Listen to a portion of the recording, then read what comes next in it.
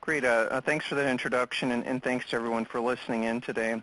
You should have a handout of today's slides. There are 45 slides within the slide deck, and we'll start out with slide 1. So welcome to Countdown to MACRA. It's time for physicians to pick their pace. And as many of you know, the passage of the MACRA rule has transitioned our healthcare system from a patchwork of old programs to a new single system called the Quality Payment Program. And that's what, MACRA is often kind of synonymous with this new Quality Payment Program. And right now, your organization might be confused about what all of the acronyms really mean. We're talking about MACRA, MIPS, APMs, and more. And I think the bottom line is that it's important for you to understand this information that we're going to talk about today, because it will impact the financial performance of your organization and how your healthcare organization achieves reimbursement under Medicare Part B. So that's the bottom line, and that's why I think it's good that you're listening in to today's session.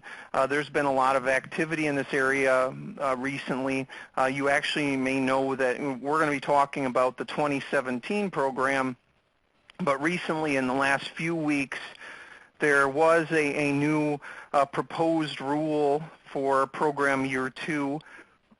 And that's beyond the scope of today's session, and actually we haven't built in significant discussion of it because it is only a proposed rule going forward. We're going to continue to focus on the way that the program is structured now. We will be publishing or producing a new webinar that will focus on those program year 2 features in the future. So again, we're here to talk about the Quality Payment Program, and I'm hoping that we can work through and cut through a lot of the confusion.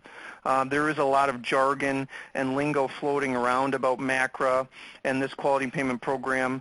I guess my call to arms to you as we step through this presentation is to if nothing else after today, go back and engage your key stakeholders to start looking at your organization's direction and its approach to MACRA. And then you should be focusing in, if you haven't done anything yet, on what you should do now for 2017, because you should have a plan in place at a minimum.